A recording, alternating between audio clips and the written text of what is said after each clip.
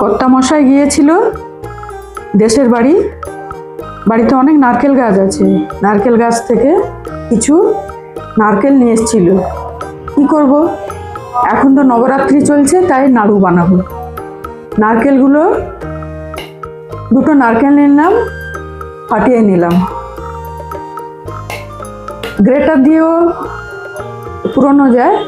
আমি নারকেল কুড়ুনি দিয়ে নারকেল কুড়োতে পারি।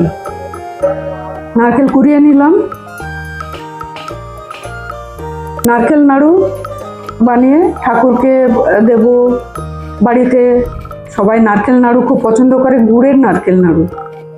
গুড়ের নারকেল নাড়ু তো হেলদিও হয় চিনির থেকে, তাই বানাবো গুড় দিয়ে। এখন পাশে মেলা চলছে, বাসন্তী পুজো, তার জন্য নবরাত্রির জন্য নারকেল নাড়ু বানাচ্ছি। নারকেলগুলো কুড়িয়ে কড়ার মধ্যে নিয়ে নিলাম।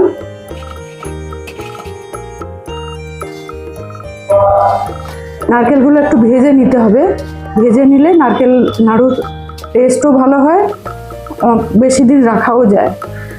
তাই নারকেলগুলোকে ভেজে নিতে হবে, কাঁচা নারকেলে না করে নারকেল ভেজে নিলে ভালো হবে। এর মধ্যে গুড় দিয়ে দিলাম, ভালো করে মিক্স করে নিলাম। গুড়ের পাক হওয়ার দরকার ভালো করে। তো তারপর একটা লাড্ডুর আকারে বানিয়ে সবকটা বানিয়ে নিলাম একসঙ্গে।